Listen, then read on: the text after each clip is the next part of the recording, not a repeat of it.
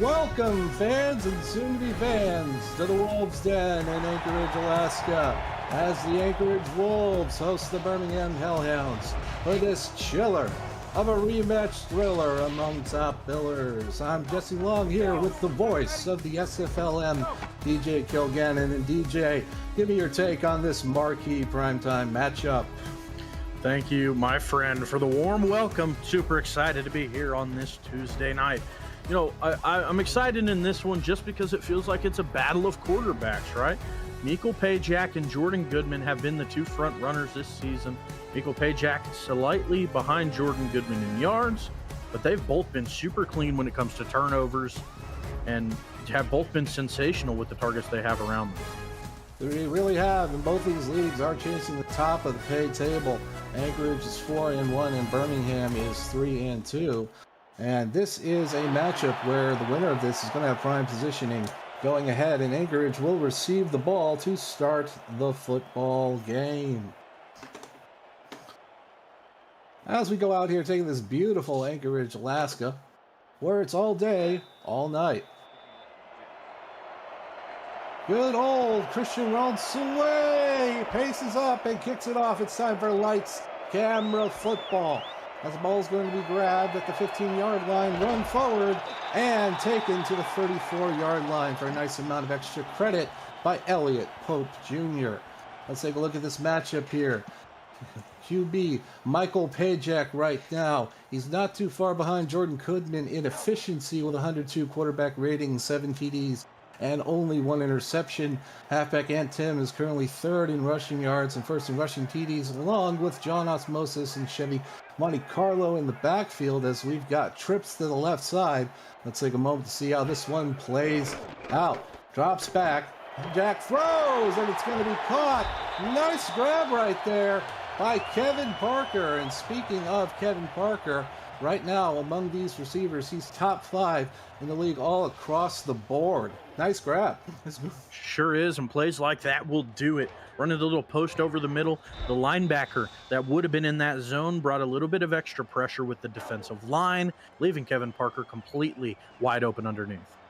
Joey Hightower isn't too far behind. He's top 10 on all the pop charts among wide receivers, along with receivers Elliott Pope Jr. and Bobby Tarantino, and tight end Sanj Singh, as we have Elliott Pope in motion out to the left, and we're going to see how he gets picked up on this set. Handoff is going to run right to the middle for a nice gain there by Ant Tim. And Ant Tim doing what he does best and what his offensive line allows him to do best for a nice almost first down. Yeah, Tim been running at just shy of 5 yards a carry, just shy of 450 on the season, has been sensational in this first half of the season up to this point. Had just shy of 60 in the previous meeting with Birmingham, where they lost 23-27.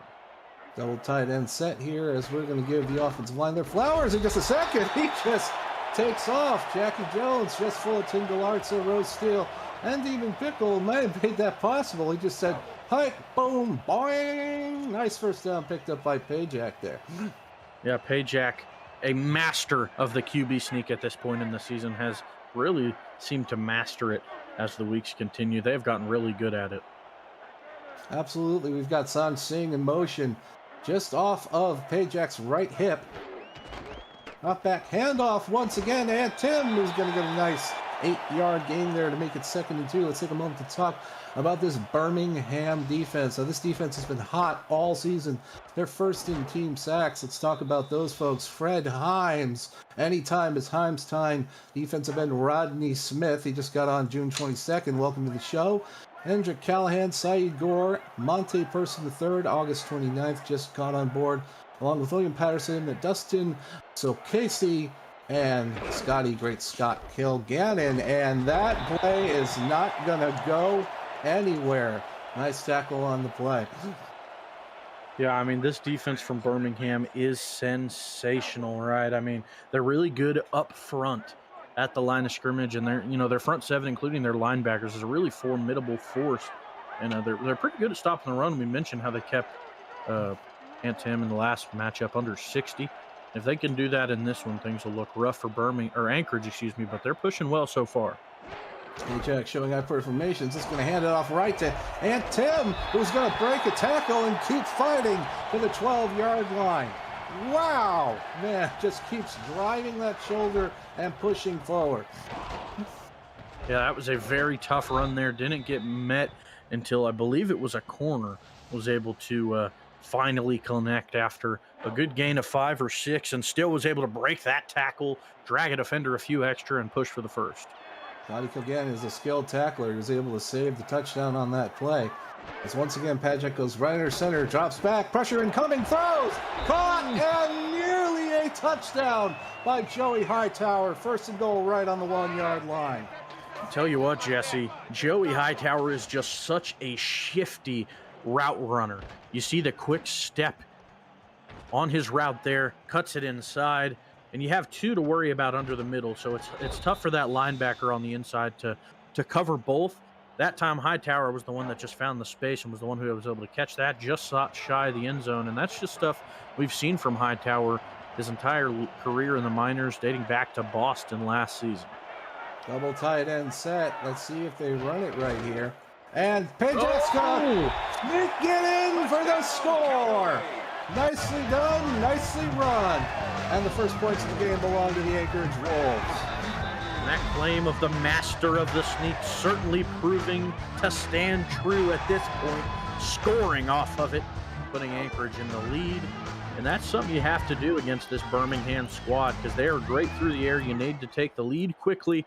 You need to keep it out of the Birmingham Hellhounds' grasp.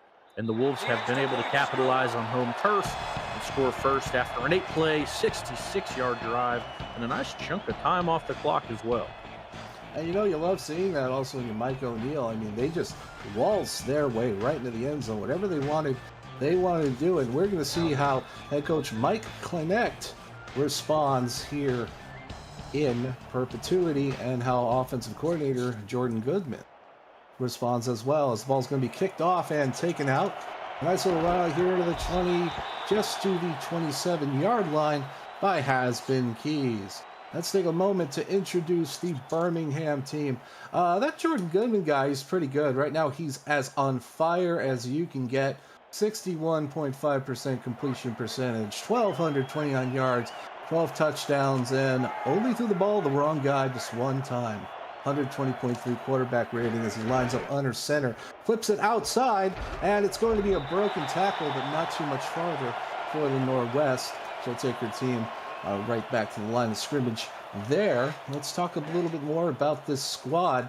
The Birmingham halfback tandem of the Northwest and Robert Nemechek accounting for 558 yards and 9 scores, proving to be the best tandem in the SFLm right now as they're going to hand it off once again, and this one's going to go for a little bit more as it's taken nearly to the first down marker by Robert Nemechek. Those folks that we were just talking about. Oh my goodness, what a hit. Barrels over one of the corners trying to make a tackle from the outside, and that's why you tell these defensive backs to be careful when they play inside the box because things get dangerous.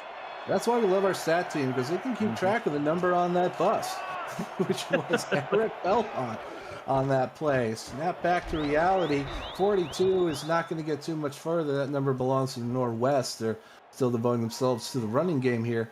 Let's do the rest of the roll call here, along with fullback Jalen Wells. Big Stepper, the Big Stepper. First day on the job, August 25th. His associates and wide receiver are going to be Nolan Pierce, Has-Been Keys, Marquis Sango, and tight end Jingo West, who's not too far ahead of Goosebusters, as we got dropped back by Goodman. Throws, and it's going to be caught. A high athletic grab, jumps to fight the coverage by Marquis Sango for a 1st and 10. I'll tell you what, Marquis Sango has really stepped up to be a good number 2 option for Jordan as this season continues. Has-Been Keys and Sango are right about the same in receptions, but usually Sango is the one they go to over, underneath more often than not. That time, spreading out the field, making the nice catch downfield in contact. Handoff's going to be met right at the line of scrimmage. Nothing but violence there on the tag, and that's going to go nowhere. Bobby Green with the tackle inside. Along with that, you got Mike Kleinecht, who's going to be the head coach of the squad. Tackle Damon Alucard and center D'Angelo Jesus. Just in case we introduce the gentleman, Django West, all 6'6", 260 of him. Boston last season. This year, he's now on the Birmingham Hellhounds. As Jordan Goodman's under center, he's got time, throws! Oh, and knocked right out of the breadbasket of Has-Been Keys by the defender, and that was just an absolutely explosive shot. Yeah, that was Derek Ross, the corner who had formerly got truck sticked through, getting some revenge on that hit, which jarred the ball loose after a pretty on-target pass, and now we're in a dime look here for Anchorage, looking to stop what certainly is going to look like a pass downfield for the Hellhounds. 5 wide, rolls out left, pressure incoming, throws! Caught on a nice inside seam on the right hash. Caught by who else but Marquis Sango, his second grab of the drive.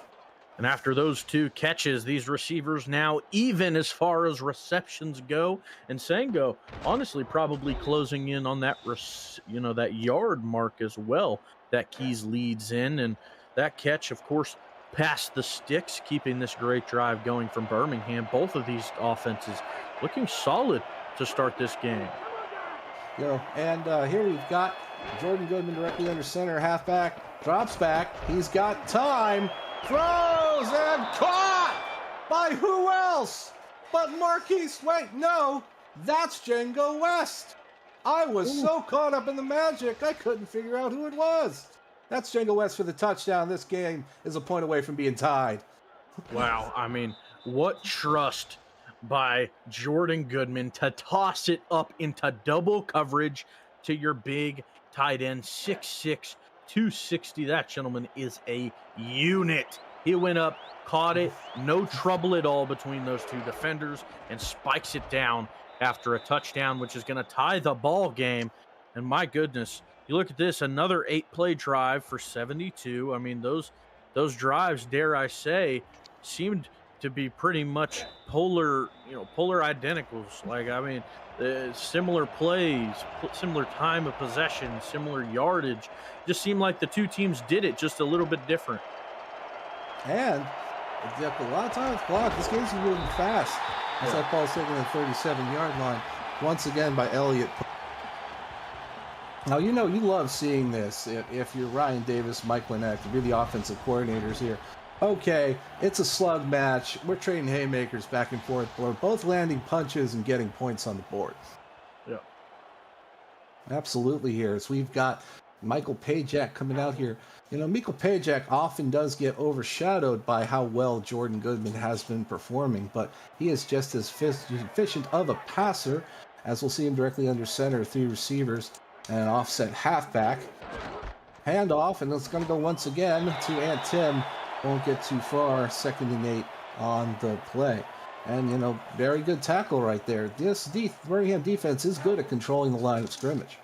Yeah, they certainly are. They have 3 contracted defensive linemen along with 3 contracted linebackers.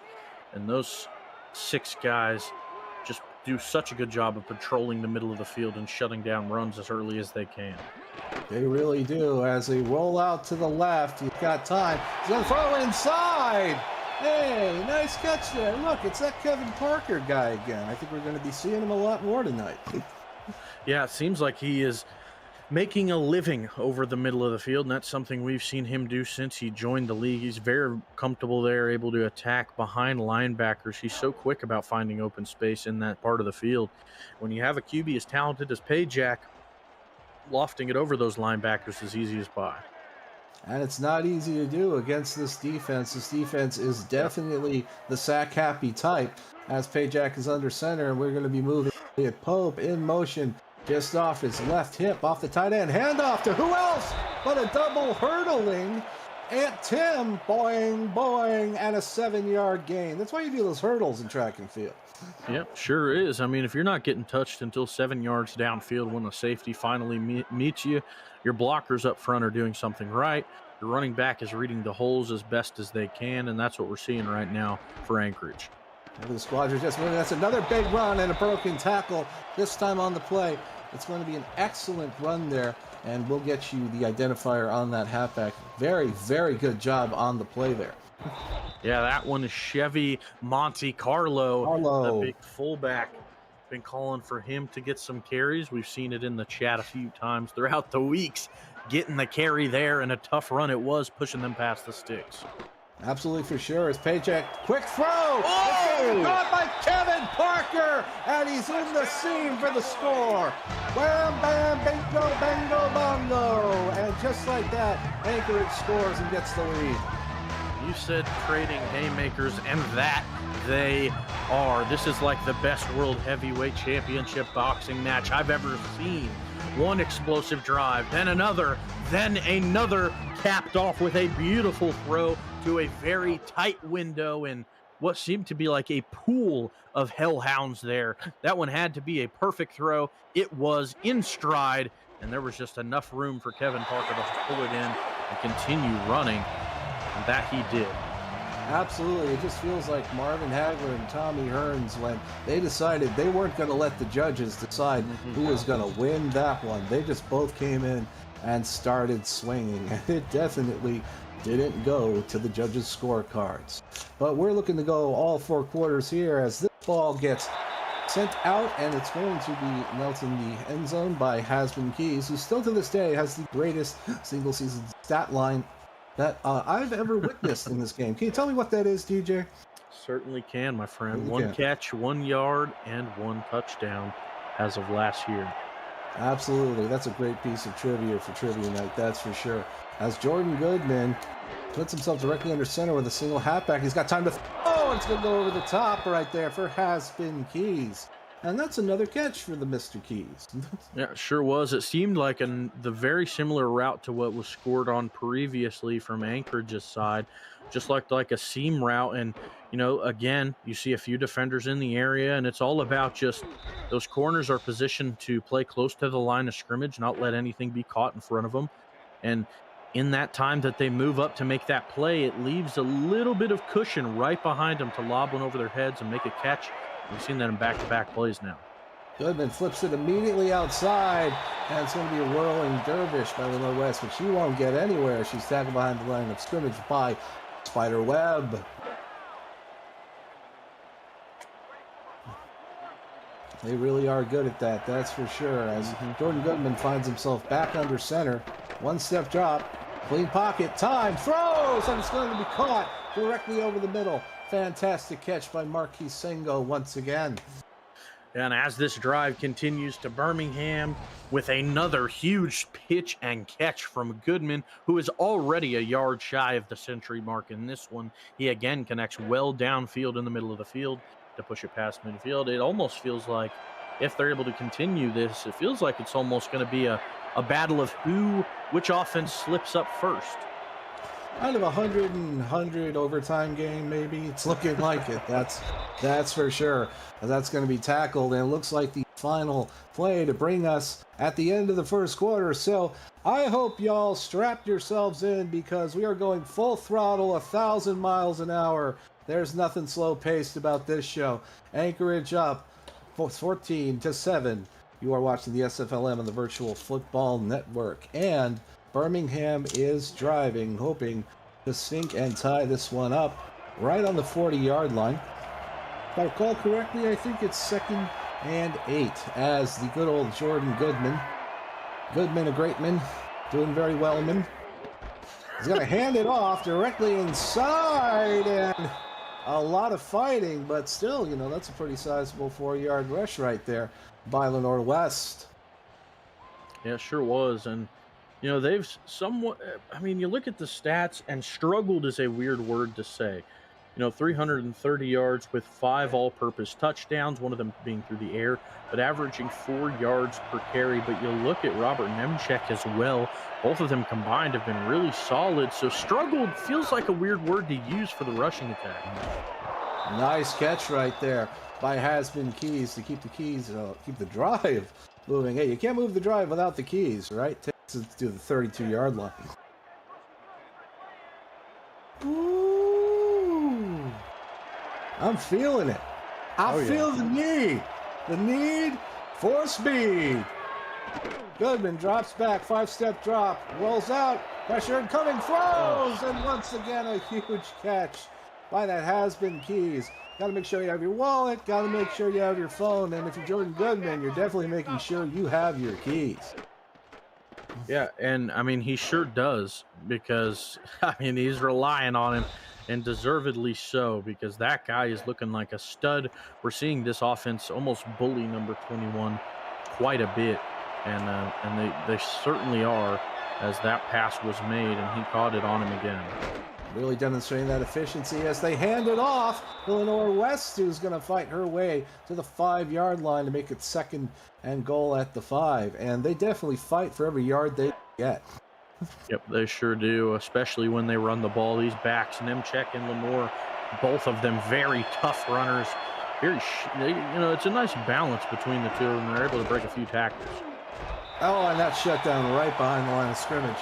The plan was to get Robert Nemchek forward, but something happened to the plan, and I think it was somebody on the other side of the ball. Maybe somebody, one of those in the blue pants and black uniform with the blue helmet.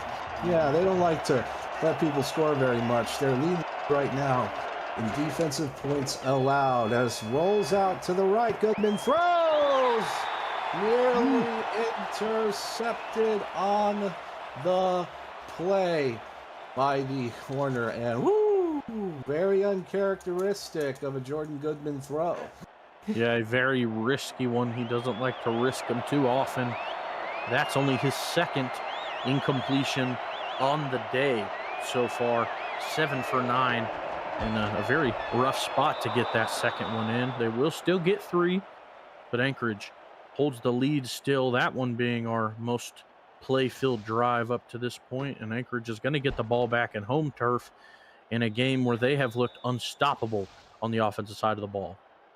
Well, it's nice to have that, I imagine, if you know you're the defensive coordinator of Anchorage, Jay Ballmer, because you finally got him to slow down, right? You can control the pace a little bit more and get your offense out there where Mike Neal is hoping to make some magic happen, as that play is going to be taken out by Bob Tina to the 29-yard line. And like you said, these drives are, moving really fast, starting to maybe we're going to see a little bit more pace now that the game has slowed down a little.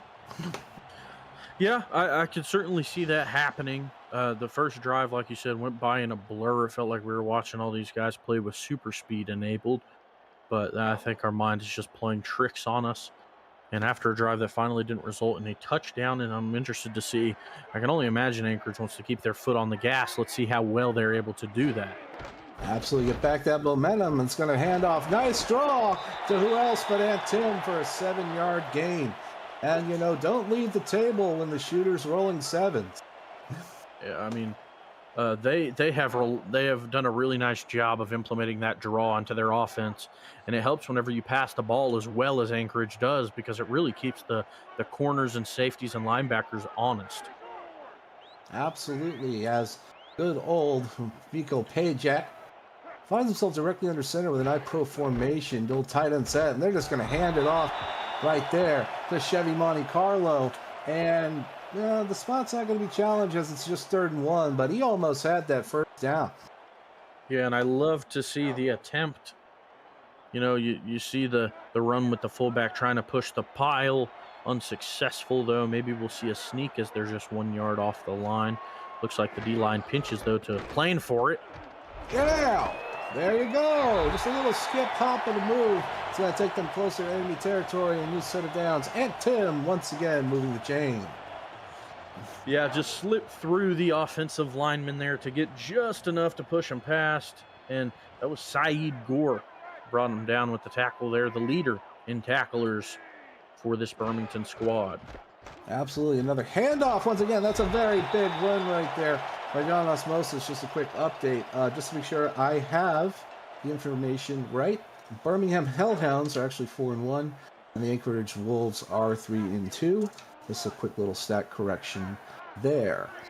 As we've got good old, Miko Pajak, right? He's a pretty sturdy guy back there. Let's see if we can... Okay, you can do that too. You can just take sure off. Can. Absolutely. Line of scrimmage, right? At the 45-yard line as they move closer to enemy territory. And this running game, the clock is starting to become their friend here in the first half. It sure is. The risk with those QB runs is obviously the harm to your QB. But Pajak slides at the perfect time every time. There's no risk. Nice flip out to Antim, who's going to break another tackle. And, every time Antim gets the football, just someone's going to get hurt. Yeah. And whether it's him who's getting hit hard or someone else, someone is going to get hit hard. And that time it was Monte Parson who got involved in that tackle. 7 yards per carry. That's what we call a Y running play. When you say, should we pass it? You go, why? But then again, that looks like what we got here, and that's why. Another catch by Joey Hightower saying, I'm not going to let you do all the work. Let me help you out a little bit there, Mr. Parker. Joey Hightower, everybody.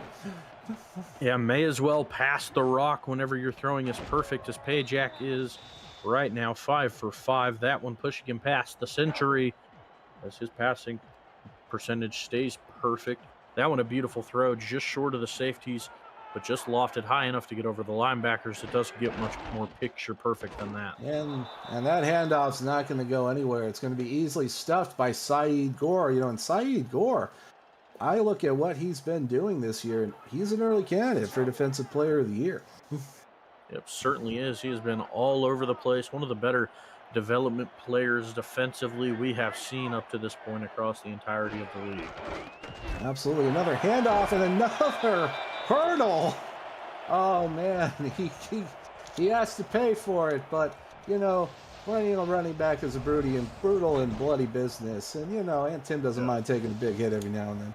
Absolutely doesn't. And you brought the linebackers in close. One of them got pancaked by a pulling offensive lineman. But Tim had so much room to run after all those linebackers were taken care of. Didn't get hit until the safeties finally made the play.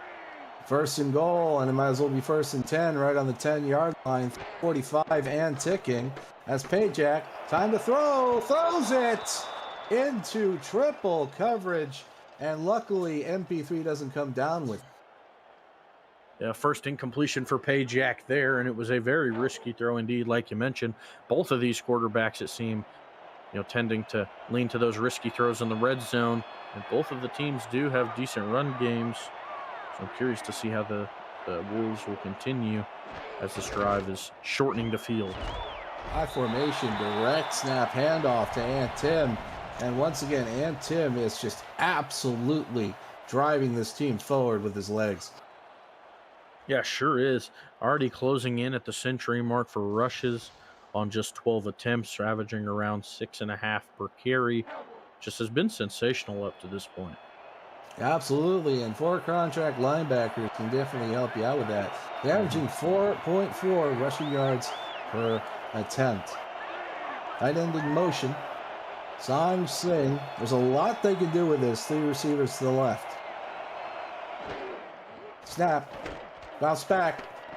Rolls out left. Throws! And nearly intercepted. That was a dangerous pass. It could have gone the other way. And that will force Anchorage to take a 4th and goal and bring out the kicking unit. Yeah, that was Sam Garnes and Andrew Davison, who were able to play in front of that receiver who was cutting across the formation. And thankfully for them, that throw was made at the time they were in front of it, because if that receiver would have kept going to the corner, it would have been completely open. But Pajak seemed to just throw it a little bit prematurely before the route was there, and it seemed like the corners kind of stopped on a dime as they were migrating across the formation. So a reasonable mistake, not one that you'll completely kick yourself about, considering they still get 3, and their lead is again pushed to a touchdown. Hey, when you throw the football, 1 or 3 things can happen. 2 of them are bad, but 1 of them really bad. And like you said, they avoided the one that's really bad. And good on Birmingham's defense. Mike Lynette, you like seeing them hold them to only a field goal. The ball's going to be taken out once again, 30, and it looked like it was going to be a whole lot more. Dragged down on the play is Nolan Pierce. 1st and 10.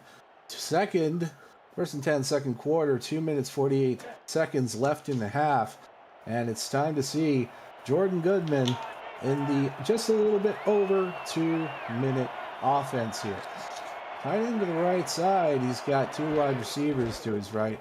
He's just going to hand that ball off, and that's a very nice, clean lane and a very nice, clean run there by Lenore West. She picks up 7 for her squad, 240 and counting. Yeah, not too bad of a start to start the drive. Really good field position for him, already closing into the 40. Another good run will get you past it. But, of course, you just need to stay ahead of the sticks in this contest. You don't have too much time to play with. You got to drive down the field pretty quickly. Absolutely, for sure, especially with them getting the ball in the second half. You're playing with house money if you can score it. And that is a nice run right up the middle by Robert Nemchek. A little weaving, a little waving, and he makes his way to just before the first down marker for 3rd and inches. And we're going to see if we actually get to the 2-minute warning here. And it looks like we will, as it'll be 17-10 with Birmingham driving. And, so what do you do here? What's your strategy? What's your goal? How do you plan on hitting the end zone? Well, we've seen this Birmingham offense be so explosive when they're able to find things that connect well. I think that's something they need to go back to as the 2-minute warning mark has hit, and they are looking time dead in the eye. Nice run to the outside. Very clean lane. It's going to take him right to the 50-yard line. Another great run by Lenore West as she moves the chains for her Hellhound squad. Yeah, and it's interesting because I feel like the risk of passing the ball is greater for them because it seems like their incompletions are coming in the red zone, and their run games at times struggles, and that makes the clock chew, so it's an interesting tactic running. And that's going to be shut down right at the line of scrimmage by Bobby Green. No siree, Bob. It's going to be 1:27 and counting on 2nd and 10. And that defense is no stranger to making tackles. It's very easy to forget. Bobby Green, last 76 tackles. As we've got Jordan Goodman, drops back. He's got clean pocket. He's got time. Maybe a little too much time as he's going to be tackled behind the line of scrimmage. Big play blown up, and they're going to take a timeout. There we go. The timeouts start to fly as the sack was made. Seemed like Goodman, like you said, had so much time to look downfield. Nothing was opening up. And just tried to take off, but at that point, there was already a spy there, just waiting the entire time for him. Also, Terrence Newman with the sack. Heck of a loss in the play. He's going to roll out again. Pressure coming, chasing, and caught! Wow. Wow! Inside the red zone. I think that was Hasbin Geese. That was one of the best catches I've seen in a good while now that we've returned to some football action this weekend after it felt to me like a century break. Jumped up in great coverage, hauled it in one-handed to continue this drive for Birmingham. That's what you need to continue to do. 2 receivers to the right-hand side. In the pocket throws, and that's going to be caught. Wow, what an amazing catch right there. It looks like that was hauled in by Django West. And they're looking at 1st and goal. They're looking for... Yeah, they sure are after that tremendous catch. And we mentioned previously, and we saw on the last drive, Goodman seems to risk it a little bit whenever he throws to the end zone, but they do try and run the ball when they get this close. Wouldn't surprise me if we see him do it again. Drop back throws out to the flat, and luckily a touchdown saving tackle there. And they're going to run right up to the line of scrimmage, rushing 2nd and goal, 43 seconds remaining, drops back, goes out to the flat again, and it's going to be tackled by the same tackler. They're going to run up to the line of scrimmage, rush again one more time, offset I formation, 30 seconds and counting. They try the same play, and it's the same result as they're now looking at 22 seconds, and they're letting the clock tick here. Mike Lynette is not calling timeout.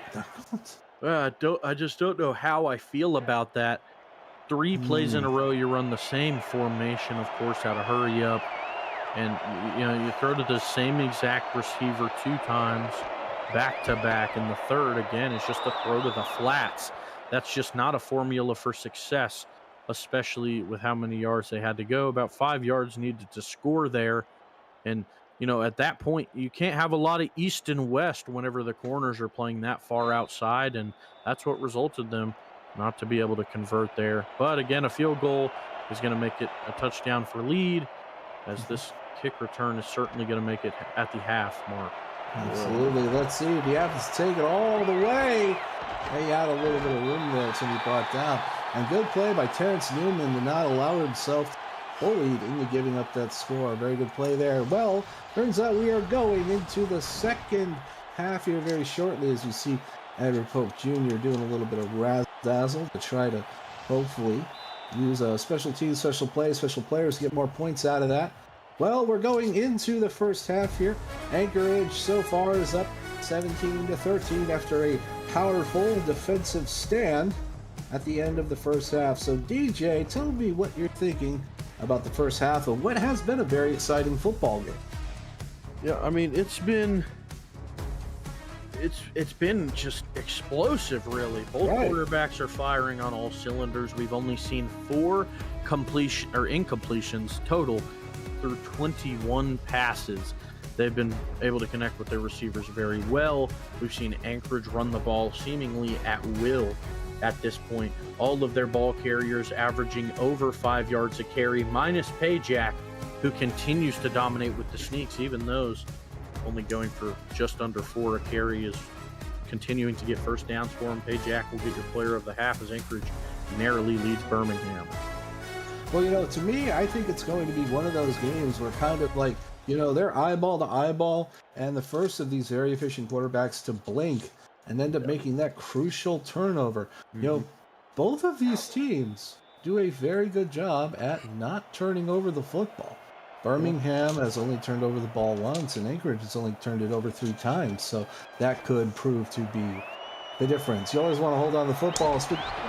Football, Asmin Keynes is going to fight nearly everybody on his way to the Birmingham 37. And, every play there, nearly every play ended up resulting in points in the first half. Yeah, I mean, every drive went downfield. Every drive was able to score. I mean, we still have yet to see a punt or turnover through 2 quarters. Interesting point. Yeah, I mean, that first quarter, we had 3 touchdowns in a row. The second quarter, we had 3 field goals in a row. Curious to see what trio of scoring or turnovers we will see come this quarter.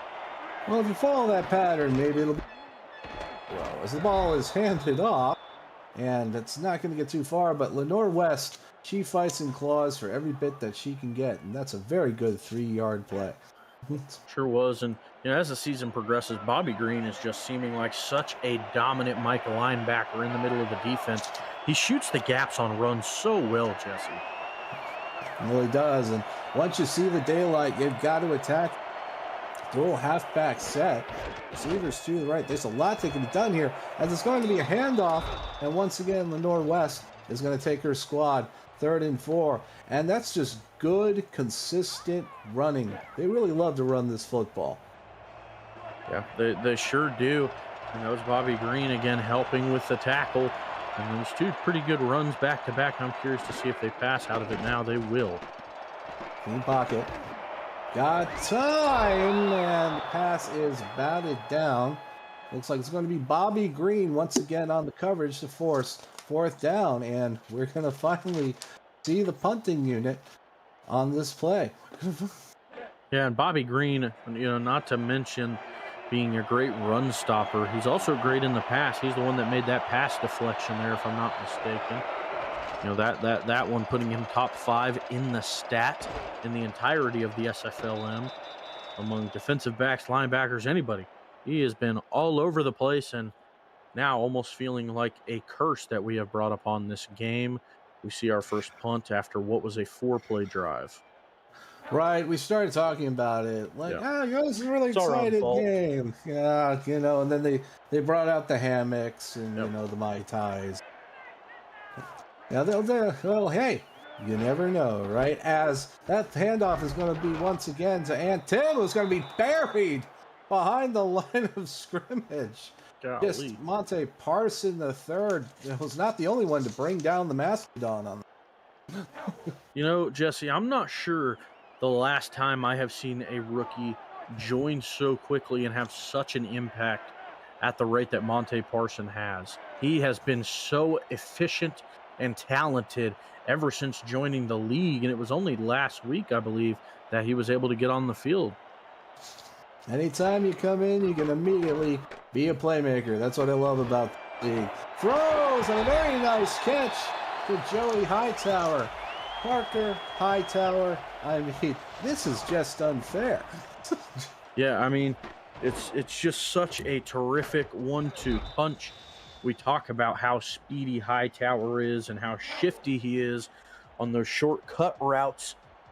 He's dominant when it comes to the slant and cross game because he's able to get a step on the defensive back, and that's all he needs. Just one step, and he's going to make the catch. Absolutely. Handoff, and that one's not going to go anywhere. You know, when you devote yourself to the run every once in a while, you get one that's buried behind the line of scrimmage. And this could be very good for, there's that Monte Parson, the third, again. Yeah, I mean, just all over the place, like we mentioned. I mean, he's just looking like a heat-seeking missile when it comes to these runs anywhere inside the tackles. Absolutely. We now have a backdrop. There was so much pressure incoming. Pajak just had to get rid of the football there. It ended up hitting Joey Hightower in the knee. And, man, the Devils were in the room on that one, DJ.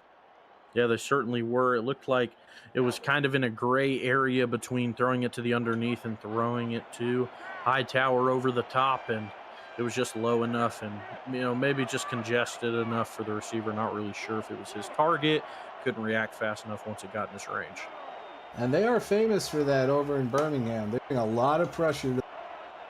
They are not engineered to be a bend but don't break team, and throws. Nice coverage on the play to force 4th and 10. Joey Hightower, the intended receiver on that one. And hey, remember we talked about, you know, if you look at, you know, the most recent drives here, you have a punt, this current drive, 5 plays, 16 yards, another punt.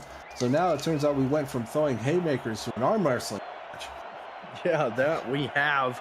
The defense is showing up in back-to-back drives, stopping the opposing offenses rather quickly, might I add, as that is a booming punt. And what a spot for Anchorage! Oh, wow. Woo! Trace Welsh coming down from the Corsairs. That was one of the best punts I've seen in the minors in a while. Did I say 3 safeties in a row? I wasn't trying to jinx anybody. I promise. Hey, we might be seeing a safety dance. You never know. Line shifts to the right as Goodman finds himself directly under center. Single set halfback. They're going to flip it outside. Immediately breaks a tackle and somehow turns what could have nearly been a safety into a 7-yard gain. The shifty Lenore West. Man, she's fantastic. Yeah, she certainly is. And that run, what was looking like it was going to be a loss for a while there, that's the aggressiveness we talk about when we mention Lenore and being able to break tackles, is that playmaking ability to turn nothing into something. Absolutely, for sure. 2 tight end set. They're not going to decide. And it up the middle, and boom! Oh, Coakley brings the running back right down, and Jalen Wells, well, meet Coakley again. Yeah, meet and remember. That hit will certainly make you remember the next time you're running that area of the field. Full back and full front as well, and the same thing happened here. An absolute shutdown. Bobby Green once again knifes his way through the middle to force a 3-and-out, and Anchorage is going to get great field position on this punt. Yeah, I feel like we're pulling out a broken record at this point. Bobby Green, a tackle for loss, and a huge point again, forcing a punt from Birmingham. What an interesting turn of events this game has become. I mean, it feels like we're willing it into existence. It's kind of insane. The 3 punts now after the 3 made field goals, after the 3 touchdowns in the previous 3 quarters, as Anchorage is already past the 50 as they're pinned down deep from that previous punt. And right on the 45, they're going to start with fantastic field position with 5:47 left in the third. A handoff to who else but Aunt Tim. Only going to get a yard on that play, but it's good to see their dedication. And there's an MP3. You know, if you get an MP3 the wrong way back in March, it wasn't good for your computer. Same thing happens to that offensive line and that offense on that one as Mikkel Pajak. Let's see if he flips it out immediately to Aunt Tim, who's got some room to work with and a little bit more. He's going to keep going all the way to the 50-yard line. What a fantastic run. Yeah, what great footwork to be able to stay in bounds along the sideline while dodging defenders left, right, and center. It was a great design run play. You had enough receivers on the outside to be able to hold blocks. One shifted off, and then he went and found another. It was a great display. And you see Tim there sliding his way past a defender who was diving on the sideline to make a play. That was a terrific display of athleticism. A little bit of tightrope walking, and when they're chasing you like that, and it's just as dangerous, I'd say, as they hand off once again to John Osmosis, who's running back duties here, and just continue to drive his legs through the defender to make it a nice 9-yard gain, second and closer to the block. Yeah, it looked like Scotty had to shoot in there and help bring the runner down. And, you know, it's a rough look for your defense whenever your safety is the one who has to clean it up well downfield. And we're continuing to see that as they're starting free safety, their only contracted safety, up to 4 tackles now. Defensive line contracts against a 2 tight end set, and they're just going to fumble! And that's going to be third, thankfully recovered. Looks like Michael Pajak may have... No, that was recovered by Aunt Tim. Yeah. And a nearly disastrous turnover. We were talking about that turnover game. Oh, I'm feeling the pit of my stomach. I don't know about you. The dual tight end set with the receiver directly off to the right. They're going to hand off as he drives his shoulder but doesn't get anywhere on the play. And Tim won't go anywhere. Tackle by Saeed Gore. That's going to force 4th and 3. Anchorage off sell for a field goal with 40 left. Third. Yeah, Saeed Gore was also the individual that forced that fumble on the previous run with Pajak. And earlier in the game, Jesse, we mentioned how they're so good with these sneaks because Pajak always slides consistently and whenever he's able to. That time was the one time this game he hasn't slid on a run, and it was a forced fumble. Woo, and then here, disaster. I'm still reeling over it as the ball is up in the air and it's going to be not taken out there by Nolan Pierce. Not a kick return there. Birmingham 20, 28 in the third. And Birmingham is going to have to start finding the end zone at some point. They can't catch up with just field goals as Jordan Goodman has 3 receivers, trips to the right, 2 to his left. Spaced out.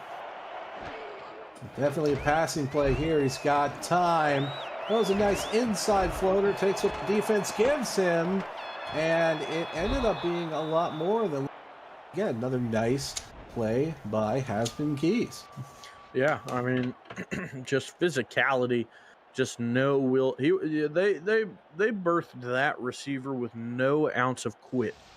I mean, he's just going to continue to try and fight through tacklers. It seemed like they needed to almost bring on some extra people from the sideline to help wrangle him down. That's why I said last season, if I'm only going to get 1 catch, it's going to be for 1 yard and a touchdown. High pro formation, 2nd and 2, 2:42 and counting the third. Flip outside, broken tackle, a lot more to work with. Fights her way to the 25-yard line. Another great run by Lenore West. Yeah, I mean, we talk about the big playability from Lenore. Birmingham has continued to go with the pitches quite a bit, and they've worked to pretty good success. You're seeing the wide receivers get out there, make some blocks. Even some linemen are able to get off of their defenders and move downfield to block for Lenore, and she just continues to charge ahead. It seems like every time she gets it, she's breaking a tackle. Handoff once again inside, but that one's going to go nowhere that time. Tackled by Zachary Babineau. We haven't heard his name a lot tonight, but he's one of the more dynamic playmakers on this offense. Great job by the second season sophomore, I might add, on this squad. Single halfback set. 2 receivers to the left. Minute 53 and counting. They're going to flip it outside to Lenore West. This time there's too many defenders to get through. Eric Belmont with another great tackle on the play. And this is where the offense tends to get a little iffy when you have these 3rd and longs. You always like setting up a offense in that formation here, as we've got another single back set with trips left. This can go a lot of different ways. Jordan Goodman has a lot of options. Send out to the right, pressure incoming, throws! And it's caught by Marquis Sango. 1st and 10, 50-yard line. Yeah, a huge play there from Birmingham, finally leaning against the run after what has been a predominant run drive up to this point. And they finally shake it off. They're forced to, and they're able to pass in great success. First pass of their drive going for, or the second of their drive going for 23. That one was nearly intercepted on the coverage by the Anchorage defensive back. Now, right now, if you're Mike Klinek, like what you're seeing here, right? Because this is a big drive. You don't want to walk away with a field goal here. Yeah, I mean, certainly not, especially being down like this. The fourth quarter is soon to start, and that's where, this Birmingham team especially shows up in the fourth. You'd like to make it closer. Now, 39, not much to be taken there. Zachary Babineau once again, the second season sophomore on the SFLm, formerly a Cougar. This time he's an Anchorage Wolf, 39 with 42 seconds left in the third. Goodman finds 3 trips right, single halfback, set 5 yards behind him with a flanker receiver out to the left side. Rolls to the left. He's got time to throw, and a very nice throw. Looks like it's going to be a little bit more. Great catch by Has-Been Keys once again. Takes it into the red zone. Yeah, at this point through the season, Jesse, I'd argue that Birmingham might have one of the best 1-2 punches when it comes to their receiving core. Even including Django West, they're the only 3 that have caught a pass at this point from him in the game, that being Keys, Sango, and West. And they've just been dominant. Keys well past 100 now at about the 110 mark with 6 catches. He is just primed for a touchdown. And the left back, he's got time. He's going to throw out right. Ooh. His hands, but it's dropped. Great one-on-one coverage to force the incompletion. 2nd and 10. Yeah, and that one, I wouldn't even say a risky throw. You're just throwing that one up to your best target, trying to see if he can make a play in one-on-one coverage. Nearly did. We've seen him make those catches all night. That time, the defensive back just won the battle. That's a fair take as Goodman decides he's going to throw, and it was nearly caught. It was in the hands of the receiver and forced out by Spiderweb. Yeah, Spiderweb returning this week, and a good thing for Anchorage clearly as he's able to make that hit. The catch was made, and he forced it out, and that's another one-on-one throw that Jordan is trying to make. And that is 2 in a row that the Anchorage Wolves have won the battle, but the war rages on. Birmingham assuredly isn't going to ease up. It certainly does. Most likely the last play of the third. Drops back, rolls out to the left. He's got time, throws right, and it's caught. Keeps fighting. 1st and goal on the 1-yard line by Marquis Sango. And we're probably going to see a highlight before we cut to the 4th. Yeah, it certainly wouldn't shock me if we did. That was a beautiful pitch and catch. The rollout to the left-hand side, connecting with that deep post from the far right of the field. You had a cross come around the middle to try and get the linebackers further away, and that's exactly what it did. All right, you know what time it is. It's time to get your 4s up. Don't go anywhere. Wait, what am I saying? Of course you're not going anywhere. You're watching the SFLm on the Virtual Football Network as we're back at the Wolves' Den for what is going to be a very decisive defensive stand or offensive score. Now it's time to let Jordan Goodman and his offense tell the story. 2 tight end set. And send his fullback just off to his left hip. Handoff and shut down behind the line of scrimmage. Another great tackle by who else? Bobby Green. Yeah, he has been all over the place, snuffing out runs like he's Jeff Probst on Survivor, snuffing torches because he's all over the place in the backfield, in coverage. This guy is a menace. Yeah, and you only needed 1 vote to get voted off the tribe on that one, but not this time. as it's going to be an easy score for Lenore West. She walks right into the end zone. 1 point away from tying it. Touchdown, Birmingham. I'd love to get a replay on this one. We will. You see the pitch out to the right side. And look at the block at the end there by the big receiver, sealing the edge for West to walk in untouched, and a pancake on the play. Add some syrup onto it with this extra point. That'll top it off, hopefully, if it's good, making it 20-20. It is good. We've got a tied up ball game, just 30 seconds off the clock in this last quarter. Well, you know, I am off work tomorrow, and so let me add syrup to my list of items to get at the grocery store. DJ, you inspire me every single day. Oh, you make me blush, my friend. Oh, there's no one I'd rather have in the booth than you, my friend. Oh, that's too kind. Well, you know. Well, anyway, I have a job to do here. Nice run there by Tarantino. Looks like it's going to the 27-yard line. Sometimes I make myself blush here too. Yeah, I think this is what Alex meant whenever he said we must stay focused on the game and not each other. Very true. Anchorage is out, 9:20 quarter.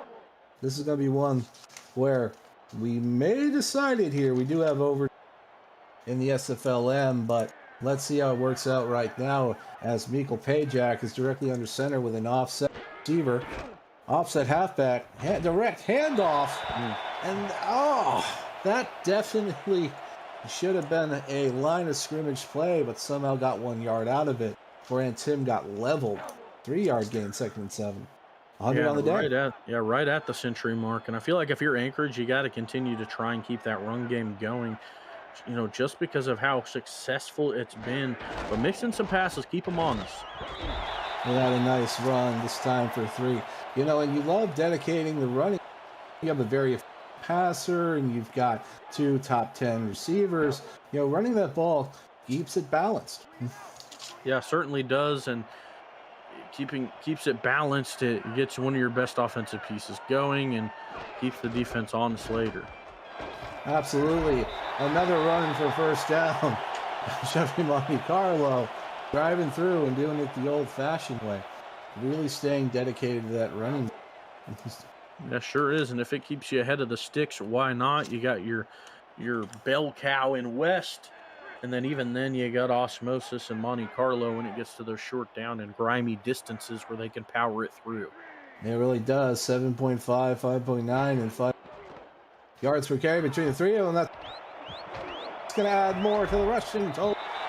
As who else but Ant Tim continues to drive the ball forward, 2nd and 2, and Anchorage keeps marching. Yeah, I mean, just dominance right now from Tim. You see, that's 50 for Anchorage going out, making a nice tackle on that far right side. It's one of the offensive linemen pulling way out there with him to lay some blocks, and blocks he did. You know, that pitch has been really successful for both teams now, but Anchorage especially. Absolutely, and Mike O'Neill definitely likes what he's here.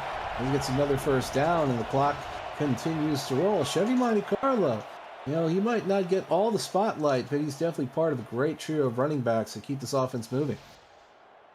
Yeah, I mean, absolutely. I mean, and it's keeping you ahead of the sticks as well, right? I mean, it's tiring out your defense. That's one thing about the run game.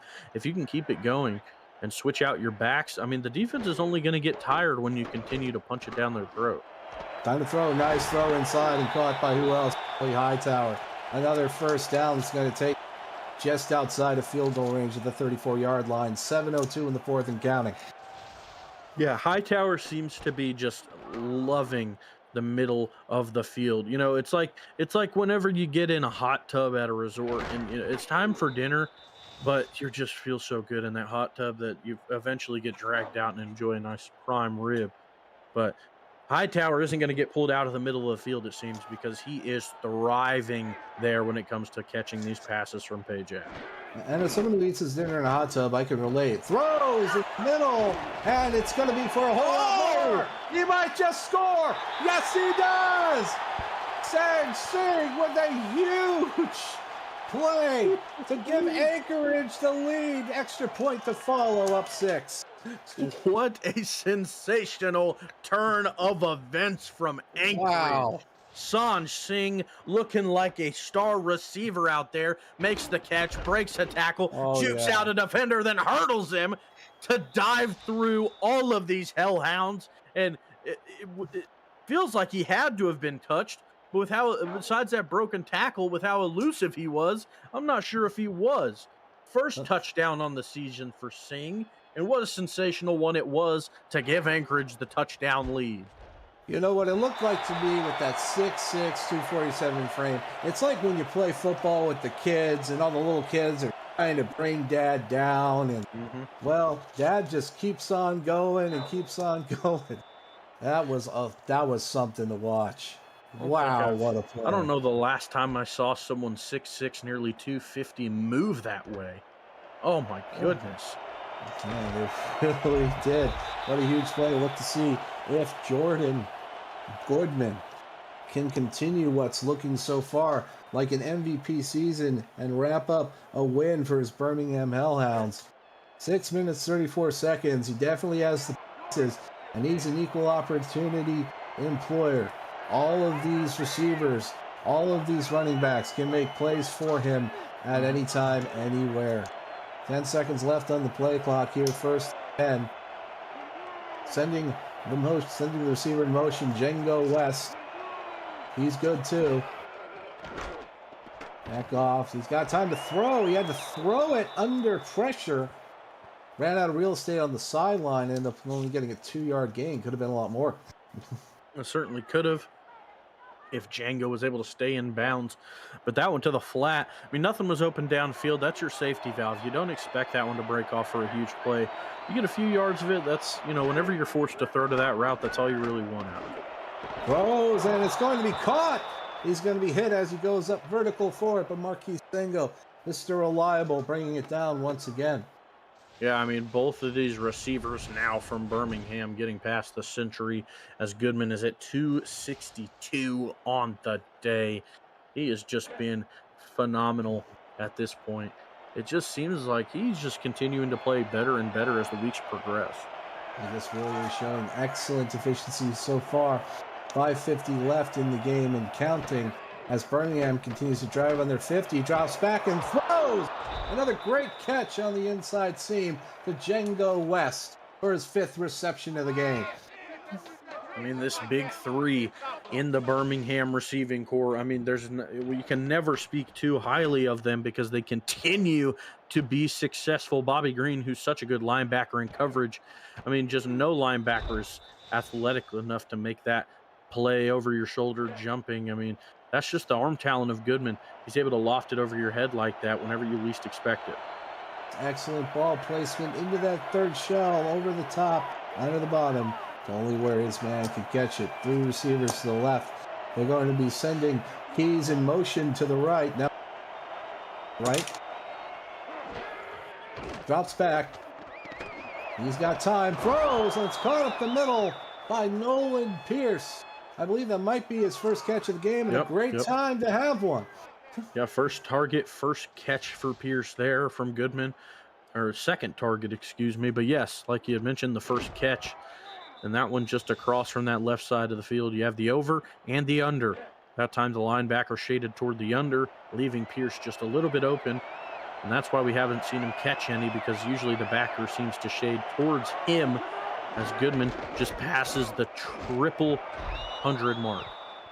Hands off inside and thinks to Zachary Bobineau. That catch is not going to go anywhere. 4:34 and counting, second and goal. And they're going to have to get a touchdown to get the first down here. Under center immediately. Ball is on the 7-yard line. High pro formation. There's a lot of ways they can do this. Flip off immediately. It's going to go to Nemchek. He's going to take it just to the 5-yard line. It's going to be tackled by Gaska. I mean, Gaska has 3 interceptions on this squad, which leads the league in interceptions.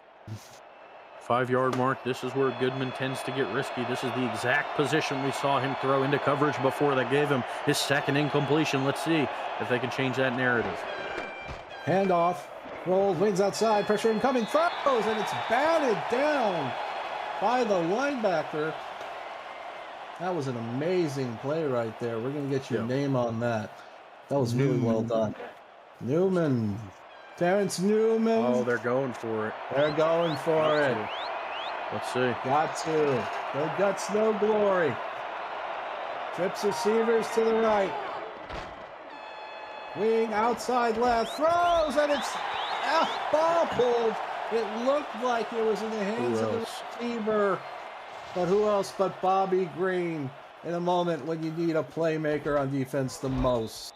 Yeah, you're trying to connect with Nolan Pierce over the middle. Bobby Green was right there, shaded off of him, is able to make the catch just as the ball was reaching him. Now, Anchorage at their 5, and with a dominant run game that we have seen from them throughout this entire game, I don't expect it to be too hard for them to chew out the entirety of this clock.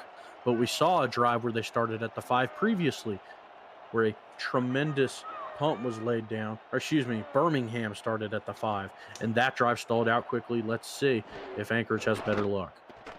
Drops back, clean pocket. He's had a clean pocket all day. And, you know, I look at the stat sheet here, and that sack column on Birmingham is empty. Nice clean pockets for Mikal Pajak all day, and that's the kind of thing you get when you do that. Yep, sure is. And yeah, you know, Birmingham, the last time they played Anchorage, let up 4 sacks, half of their total sacks over the course of this year. This time, Anchorage, this offensive line, has completely showed up for Pajak and has made him feel safe and secure in that pocket. That's what's leading to all the success through the air. Pro formation, 3:09 left as Anchorage hopes to bleed out this clock and finish out this game on their 25-yard line. They hand it to and Out of Violence brings it down. 2:57 on 2nd and 4, and the clock continues to roll. And right now at this point, Anchorage is just playing to keep that yellow line moving. Yeah, sure is. Ant Tim looked like a pinball bouncing around in the middle of the defense there. Eventually brought down by the safety, and that's something we've mentioned a few times now. If your safety's making the tackle on a run, unless they're in the box, things aren't looking scary. And Scotty Koganen is one they play over the top quite a bit, and we see him getting involved a lot in these stopped runs. Looking to see what Michael O'Neill draws up here, and it definitely looks like a run with this formation. They're not going to get fancy. They're going to hit it in the middle, but it's going to be shut down. Let's find the line of scrimmage. 2-minute warning coming up, and they've got their time. Big play right. Yeah, one of the most important plays of the game coming up at this point. 3rd and 1. I'm curious to see if they bring out that Pajak sneak. It might be risky after the previous fumble. Let's find out after this freebie of a timeout. Ooh, 2-minute warning. It's a big play here for the defense. And we're going to see who prevails on this very important 3rd and 1. About a yard stick separates victory and quite possibly defeat. High set formation, and look at that. Keep it simple. Sneak right up the middle, as Birmingham's going to have to use their first timeout. And I had a feeling they were going to do it. Called it before the break, and they do. And that time, they're able to hold on to it. No fumble was made, and that first down makes it look even better for the eyes of Anchorage. The running game sure to continue. We just got to see some stops from Birmingham and some timeouts if they want to stay in it. Another big run there by Antim. You know, they keep it simple. Tight ends to the left, go back to the left. So much blocking. They keep it to the left, right in the middle. Direct snap. Birmingham takes another time out. And 3 yards. 21 carries. 5.8 average. Great day at the office for Antim. Line collapses it in. Another 2 tight end I-Pro set. They're going to move the receiver in motion. Deep on the tight end stack here. Oh, run it correctly. Wow. You know, Ryan Davis was wincing on that one, but they got the first down. And, you know, pending a very, very, very bad instance of the football falling on the ground and somebody falling on it, we're looking so far like, yep, that is the victory formation. That is every head coach's favorite formation, as Mikael Pajak is going to kneel this out. And what an absolutely exciting football game. And, in both quarterbacks had injured. Yes, like Anchorage was just a little more efficient. Yeah, I mean the big separator between these offenses, when you look at them, they both played well. But when it comes to differences and what separated them, you look at Pajak, only 4 incompletions, 2 touchdowns, 174 yards, played a very good game. Through 69% completion, 151 QBR. You look at the other side at Goodman, over 300 yards passing, 20 completions, 28 attempts, 71% completion, and the touchdown. I mean, they both played terrific, but the one thing Anchorage had in that game that Birmingham didn't was a dominant run game. They And really Tim, did. over 20 carries, 128 yards on the ground, wasn't able to score in this one. The sole rushing touchdown belonged to the QB Pajak, who was involved with every single touchdown that Anchorage got today. And that's really what separated this offense from Birmingham. It seemed at a point that they just kept trying to go on the ground with Lenore. And again, this has been a tale that we've talked about plenty of times throughout this season, that the yards per carry from Birmingham are just lacking. Coming into this game, Lenore was at 3.7. You look at it, trying beating that 4 yard mark is usually where you want to be for a back. In this game, 2.5 yards per carry. Just not where you want to Yeah. be.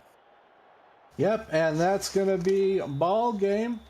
The Anchorage Wolves are going to take their way atop the league table at 4-2, and Birmingham Hellhounds are also at 4-2 as well. That was a very big win for both squads as we await the future of the upcoming SFLm contest. As far as game balls go, I mean, you have to give one to him. Amazing running, for sure, absolutely. Yeah, and offensively, Pajak or Tim for sure. I mean, they were both vital in this offense. And defensively, I'd probably give it to Bobby Green. 7 tackles, 3 for loss, Yeah, he and a played pass great. deflection. He was all over the place.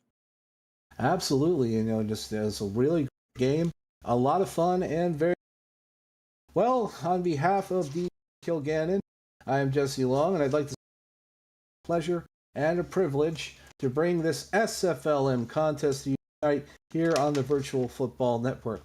I hope you have a great night and hopefully a great day tomorrow as well. Signing off.